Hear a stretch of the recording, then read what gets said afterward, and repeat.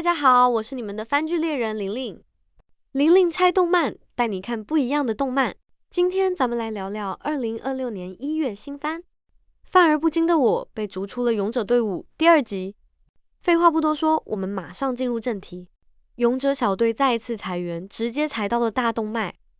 他們眼裡的廢物輔助男主，在別人看來卻是隊伍真正的核心支柱。正是靠着男主那看似普通卻發動速度快得離譜的輔助魔法，勇者小隊才能一路殺到無人踏足的94層迷宮。男主的輔助效果雖然低於平均值，但發動速度是當今最強輔助塞爾瑪的4倍以上，還能同時釋放多個自創魔法，完美具備一個頂級輔助所需的一切素質。失去他，勇者隊伍的實力必然大幅下滑，這也讓其他戰團看到了重返首都舞台的機會。連團長聽到消息時都忍不住感嘆，居然真有人蠢到把核心輔助裁掉。只因為輔助職業的貢獻太難被準確評估。塞爾瑪雖然是外界公認的最強輔助，但他自己心裡清楚，真正厲害的人往往低調內斂。這次老帶新速通迷宮，塞爾瑪只找來5個老手。男主雖有疑惑，但也猜到背後另有原因。團長開出12枚金幣的高額酬勞，正是對男主實力的認可。次日清晨，眾人於迷宮入口集合。男主一眼就注意到蘇菲亞換了新衣服，順口誇了一句：“今天這身很適合你。”塞爾瑪立刻八卦起來，問男主是不是有女朋友，不然怎麼這麼會哄女生？男主連忙否認，說以前在勇者隊伍裡和女隊員同住一個屋檐下，早就習慣了誇人。塞爾瑪這才想起勇者隊伍裡有個妹妹，好奇男主現在住哪兒，語氣裡滿是擔心。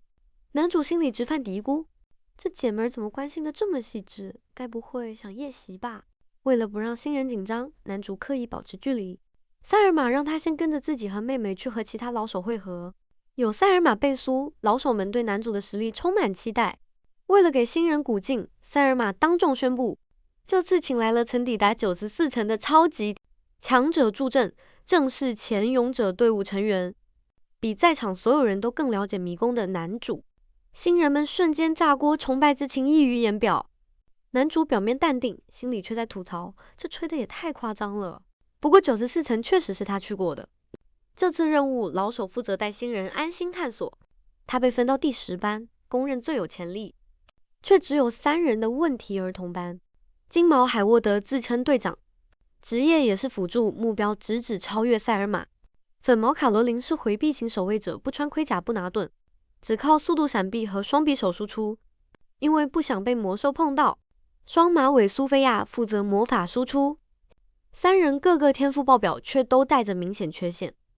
進入迷宮後，卡羅琳好奇地問起勇者隊伍的事，蘇菲亞則試探着聊起厲害的大哥哥，明顯就是在說男主。男主這才明白，蘇菲亞之前那麼緊張，就是因為第一次帶新人任務。就在眾人聊天時，後方悄然出現2頭魔狼。男主不動聲色，提前布下的魔法陣瞬間觸發，乾淨利落地解決威脅。整個過程中，沒人察覺是男主出手。轉眼間，隊伍順利抵達20層。海沃德雖然自大，但輔助能力確實不俗。若不半路夭折，至少能成為 A 級隊伍主力。只是指揮經驗尚欠火候。卡羅琳的速度驚人，可性格莽撞，看到魔物就衝。雙匕首輸出不足，蘇菲亞整體最穩，卻仍需魔力。3人雖強，卻幾乎沒有團隊配合意識。